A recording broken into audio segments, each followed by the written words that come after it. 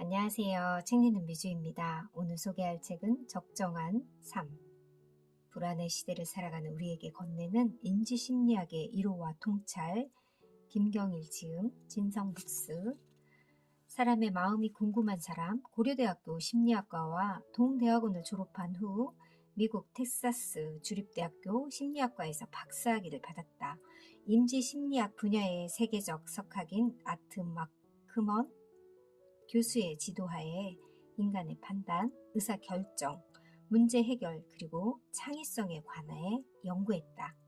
현재는 아주대학교 심리학과 교수로 재직 중이다. 아주대학교 창의력 연구센터장을 지냈고 게임문화재단 이사장을 맡고 있다. 대학과 각종 교육기관, 기업에서 왕성하게 강연하고 있으며 어쩌다 옳은 세바시, 책 읽어드립니다. 나의 첫 사회생활 등 다수의 프로그램에서 활동하고 있다.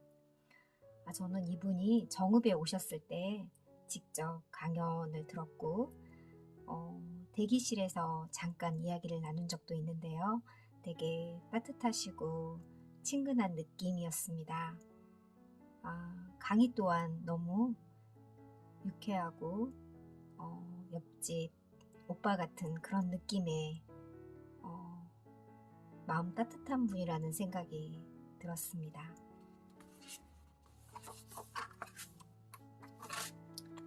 프롤로그 적정한 삶을 향한 여정. 인간의 만족감은 다른 정서에 비해 지극히 덜 발달되었다. 30만 년간 인류가 진화하는 동안에 제대로 만족할 만한 상황이 없었던 탓이다. 그동안의 역사에서 대부분의 인간은 늘 기아 상태였다. 언제나 배고팠으니 포만감을 느끼는 중추가 제대로 발달했을 리 있겠는가? 그러다 보니 상대적으로 배고픔을 확실하게 느끼고 다양한 언어로 그 상태를 묘사한다. 만족을 모르는 건 평범한 사람들도 마찬가지다. 전 세계에서 가장 적게 자고 가장 열심히 일하는 한국인들은 특히 더 그렇다. 무작정 부자가 되고 싶어 노력하다 보니 마지막 순간까지 돈만 벌다 죽고 무조건 성공을 향해 달려가다 보니 감옥행을 피하지 못한다. 남들만큼 살고 싶어서 타인과 비교하고 남의 눈을 의식한다. 다른 사람을 쫓아가는 인생으로는 절대 만족을 배울 수 없을 것이다. 코로나 팬데믹 이후에 인간의 삶이 어떻게 바뀌어갈지 인지심리학의 관점에서 예측해 달라는 질문을 수없이 받아왔다. 그러나 아무리 고민을 해보고 동료 학자들과 대화를 나누어도 결론은 한결같았다. 팬데믹이 전에 없었던 변화를 가져온 것이 아니다. 변화는 이미 이루어지고 있었다. 팬데믹 사태는 그저 시점을 앞당기고 극대화했을 뿐이다. 그동안 적정한 삶이라는 주제와 관련하여 기고한 글과 강연들을 모아 정리하였다. 독자들이 쉽게 이해할 수 있도록 여러 차례 수정을 거치고 보충이 필요한 부분에 대해서는 추가로 서술하였다. 이 글 또한 소박한 행복을 소중하게 여기는 주변의 보통 사람들을 생각하며 썼다. 연구를 거듭할수록 인간이란 존재는 오묘하고 신비롭게 다가온다. 난관에 부딪힐 때마다 허우적거리고 쉽게 환멸과 절망에 빠지지만 결국 가장 좋은 선택을 해내고 과거보다 나아지려고 애쓴다. 모두가 힘든 시기이다. 그러나 인류는 절망적인 상황 속에서 다시 희망을 노래하는 평범한 사람들에 의해 지금에 이르렀다.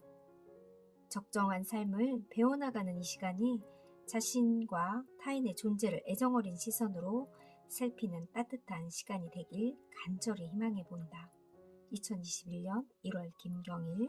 차례 1장 감정에 집중하다, 2장 비대면이 우리에게 가르쳐 준 것들, 3장 팬데믹 이후의 공동체, 4장 불안의 시대의 행복을 말하다. 감정이 왜 중요한가? 결론부터 말하자면 인간이 내리는 모든 결정은 감정 없이는 불가능하기 때문이다.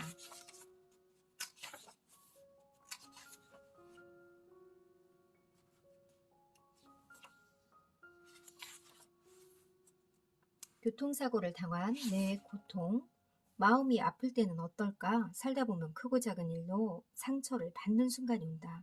사랑이 끝났을 때, 가족 중 누군가 세상을 떠났을 때, 이유 없이 모함을 당하거나 친했던 사람들과 갈등이 빚어질 때, 험담의 대상이 되거나 언어적 폭력을 당할 때, 주변에 마음을 나눌 친구도 없이 홀로 남겨질 때 우리는 상처받았다고 말하고 실제로도 가슴이 찢어지는 고통을 받는다. 심지어는 마음의 고통을 겪을 때 진통제를 먹으면 효과가 있다는 연구 결과도 있다.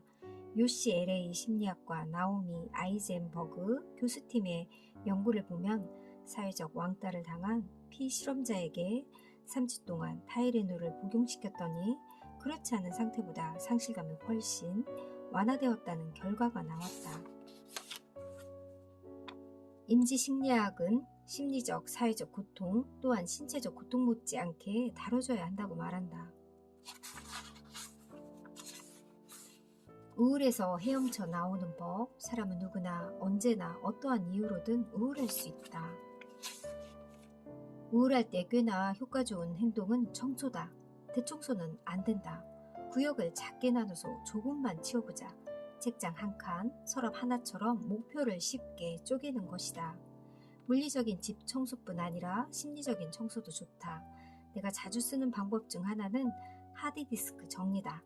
어느덧 인간이 컴퓨터라는 도구를 사용하게 된 지도 길고 지난한 세월이 흘렀다. 만약 지금 우울 속에서 헤어나오기 어렵다면 호르몬의 장난에 꺾이지 말고 조금씩 몸을 움직여 보시길. 두 다리의 근육을 이용해 조금씩 걷고 손가락을 움직여 집에 쌓인 먼지를 닦아보길 바란다. 불평과 상실 등 뉴스를 접할 때마다 오는 부정적인 심리 상태 또한 집안에서 치유하자고 한다면 긴 시간을 머물고 있는 집의 크고 작은 부분을 바꿔보는 방법이다. 주의할 점은 변화의 콘셉트를 정확하게 정해야 한다는 것이다. 지금 불행하다고 해도 행복한 과거를 가진 사람들은 이겨낼 힘을 갖는다. 우리 주변에 소박하고 착한 사람들 대부분이 그렇다. 우리들은 모일 때마다 그렇게 시답잖은 옛날 얘기를 하지 않는가? 그때 참 좋았어. 그때 정말 행복했어. 행복한 지금은 훗날 괜찮은 과거가 된다. 그렇다면 나는 지금 행복한가? 소소한 행복을 느끼지 못하거나 행복이 아닌 것을 행복이라고 착각하고 있다면 한번 멈춰 서보자. 미래의 어느 지점에서 분노 속에 고통받게 될지도 모른다. 불안이라는 바이러스는 어떻게 전염되는가? 불안은 후회를 낳고, 불안이 사람의 심리에 미치는 가장 큰 영향은 변화를 싫어하게 만드는 것이다.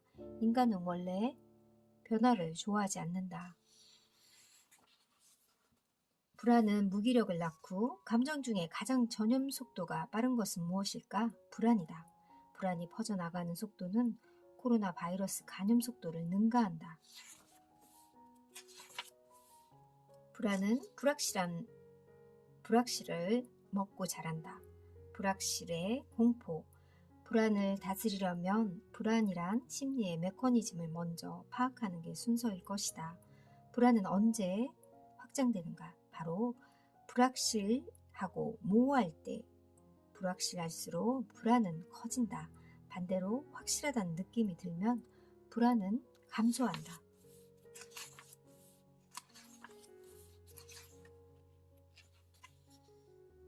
이순신 장군이 일기를 쓴 이유. 불안이란 감정 자체가 직선적으로 증가하는 게 아니라 지수적으로 증가하기 때문이다. 모든 감정을 드러내는 것은 옳지 않다. 리더가 절대 표현해서는 안 되는 부정적인 감정은 바로 불안이다. 사람들은 기본적으로 자신의 리더를 함께 타고 있는 배의 선장이라고 생각한다. 신기하게도 5살 배기 아이들도 이 사실을 직감적으로 느낀다. 심리학자들은 마음이 불안할 때 종이를 꺼내 글을 쓰라고 권한다. 말은 언제나 글보다 빠르다. 게다가 마음이 급할수록 말은 더 빨라진다. 불안이란 녀석은 스피드에 편승하는 속성이 있다는 것을 기억하자. 긴장하고 초조해하는 사람을 달랠 때 우리는 습관적으로 천천히, 천천히라고 말하지 않는가? 무슨 일이든 천천히 하면 불안이 줄어든다는 것을 잘 알기 때문이다. 제어할 수 없는 분노에서 헤어나오는 법. 참 신기한 일이다. 내가 만나는 사람들 중 80%는 자기가 욱하는 성격이라며 고민한다. 보는 사람들마다 자기가 문득문득 솟아오르는 화 때문에 힘들다고 하니 이제 특별한 고민처럼 느껴지지도 않는다. 분노라는 감정은 당연하고 자연스러운 것이니까. 문제는 홧김에 저지른 일들이다. 감정의 선 긋기. 여러 사람들이 모이는 탁 트인 광장에 중간 정도 되는 외모의 남성을 실험맨으로 준비시킨다. 그의 임무는 그곳을 지나는 젊은 여성들에게 다가가 소위 작업을 거는 거. 실험에 참가한 여성 중 몇 퍼센트 정도가 그에게 흔쾌히 전화번호를 줄까? 결과는 날씨에 따라 달랐다. 햇빛이 반짝이고 바람은 살랑이고 파란 하늘에 조각구름이 떠있는 화창한 날씨엔 40% 정도의 여성들이 전화번호를 알려주었다. 똑같은 장소에 같은 외모의 남자가 접근했지만 흐리고 꾸물꾸물한 날씨엔 15% 정도만이 번호를 알려준다. 역시 감정은 총량의 법칙을 따르지 않았다.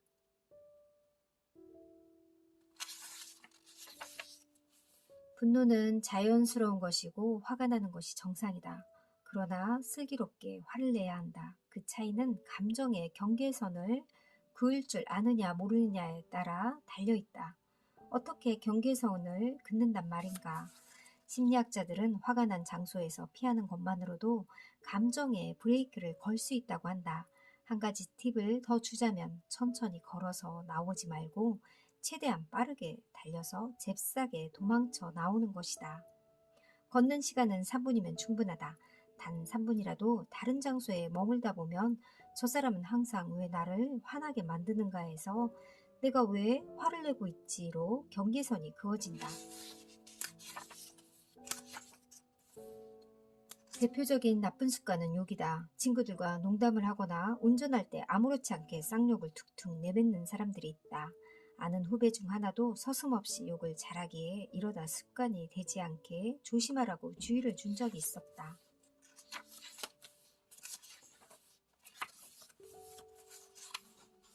나는 편의점에 간다. 자주 가는 카페에서 아는 척해서 이제 안 가. 설명도 별명도 없이 이 한 줄 글쓴이는 엄청난 호응을 기대하지 않은 것 같았다. 이 글은 인터넷 커뮤니티에 올라온 한 줄의 글이었다. 익명으로 존재할 때의 편안함으로 찾아간 가게에서 왜 이렇게 오랜만에 오셨어요? 혹은 늘 같은 걸 드시네요와 같은 친절한 인사를 받았을 때 꽤 많은 현대인들이 느끼는 감정은 정겨움이 아니라 불편함이었다. 그래서일까? 도시에서 자취를 하는 젊은 남녀들은 편의점에서 생필품을 소비하면서도 작은 안도감을 느낀다고 한다.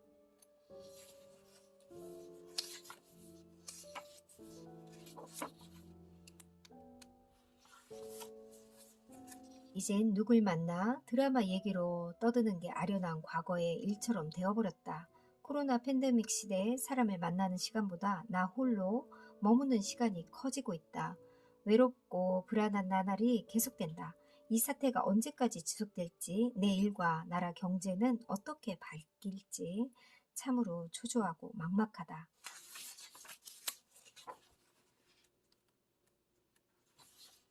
한때 우리는 인정투쟁에 목숨을 걸었다. 그런데 신경 쓸 사람과 거리적으로 멀어지니 남의 시선이나 감탄받을 기회가 자연스럽게 적어졌다. 그러다 보니 보이는 것에 대한 집착에서 조금은 가벼워진 느낌이다. 김정은 선배의 멋진 말을 응용하려 한다. 그 감탄은 내가 하는 감탄으로 바꿔야 한다. 역시 무릎을 탁 치게 만드는 말이다. 남이 하는 감탄을 내가 하는 감탄으로 돌리려면 일단 나에게 충실해야 한다. 그 방식에는 여러 가지가 있겠지만 문화 심리학에서 딱 짚어서 미학적 경험, 예술적 경험이라고 알려주니 고마운 일이다. 내 몸을 움직여서 아름다운 창조하라는 얘기다.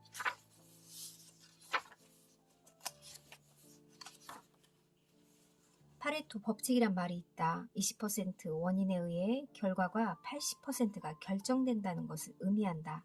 이 법칙이 가장 잘 적용되는 곳은 어쩌면 조직의 회의실일 것이다. 우리 회사의 회의 분위기를 떠올려보자. 사실 코로나 이전부터 내가 알고 지내던 국내외의 학자들은 온라인 회의 방식을 많이 사용해 왔다. 특히 제자들이나 후배들이 더 많은 발언권을 얻어야 하는 상황에서 의도적으로 사용했다고 한다. 자기도 모르는 사이 스스로 회의 독점자가 되는 것을 차단하기 위해서다. 이러한 메커니즘을 통해 인지적 유연성을 강화했다고 볼 수 있다. 인지적 유연성은 어떤 일의 처리 방식을 타의가 아닌 자발적으로 바꿔서 해보는 경향을 말한다. 원격 근무 잘하기 비법을 정리한 부분도 있고요.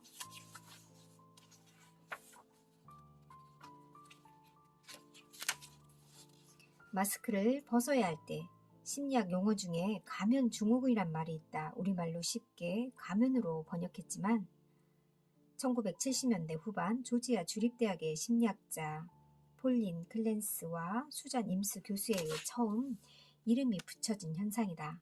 눈에 띄는 성공을 이룬 사람들에게 주로 나타나며 생각보다 많은 유명인들이 이 가면 증후군으로 고생한 것으로 알려져 있다. 나탈리 포트만이나 엠마 왓슨 같은 배우들뿐 아니라 페이스북 최고 운영자인 셰릴 샌드버그가 그 예다. 이들 모두 이름만 들어도 고개를 끄덕일 정도로 큰 성공을 이뤄낸 인물들이다. 하지만 그들의 이면에는 극심한 불안이 존재했다. 굳이 유명인이 아니더라도 큰 성공을 거둔 후에 일정 기간 침체되어 있는 경험은 주변에서 흔히 발견할 수 있다.